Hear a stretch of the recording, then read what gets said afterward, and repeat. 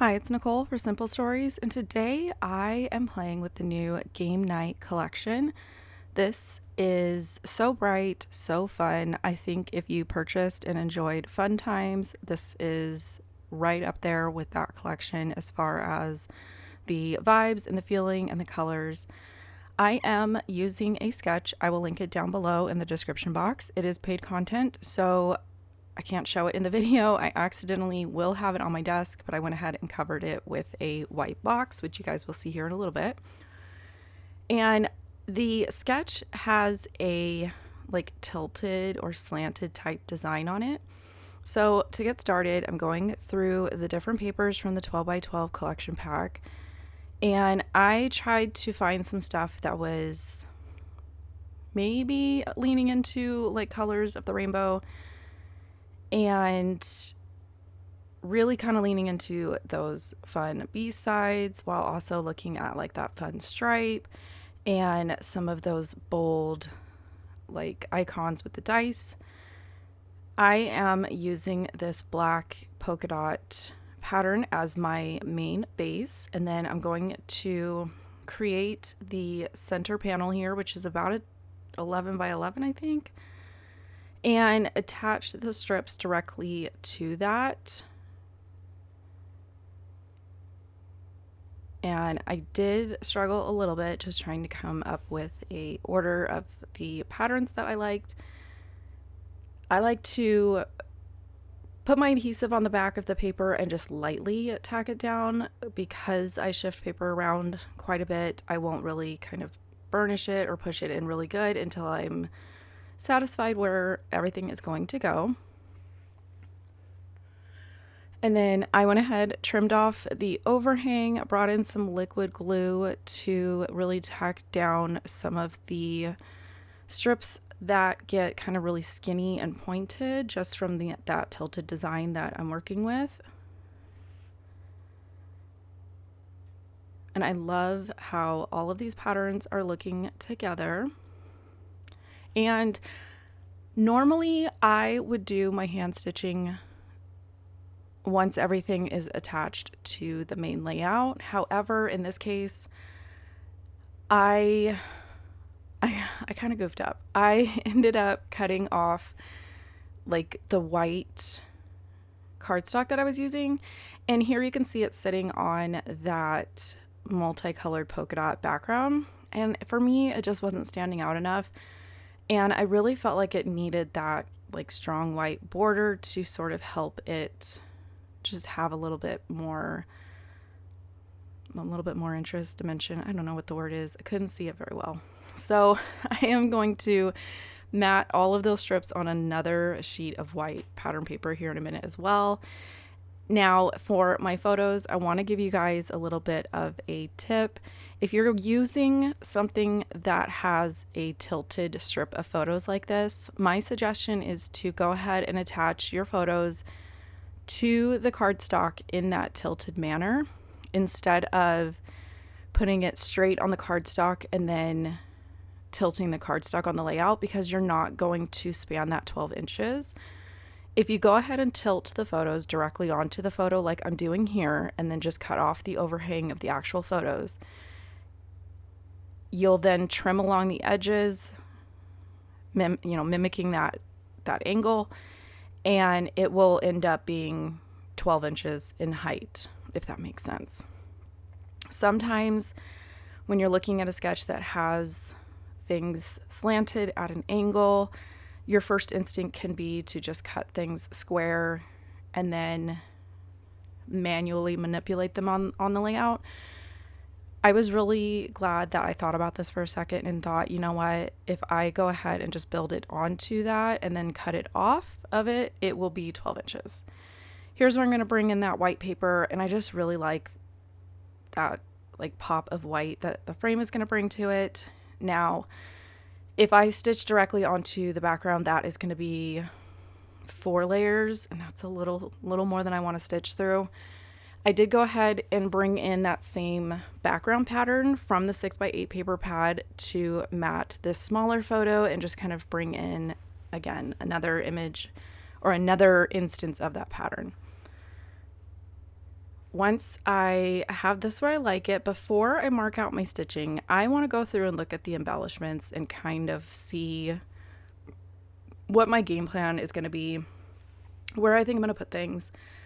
I immediately was drawn to the page pieces pack. I think I've talked about this in probably 3 or 4 videos at this point. I feel like every couple months, there's just a collection that has a really good page pieces pack for my personal style.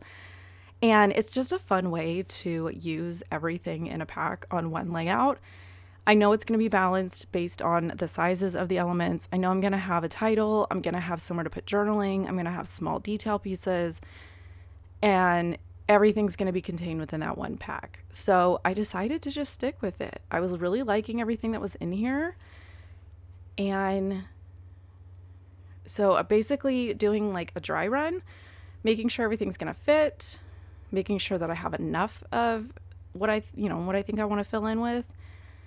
Then while everything is sitting here, I will go ahead and take a picture of this with my camera phone so that I can refer to it later.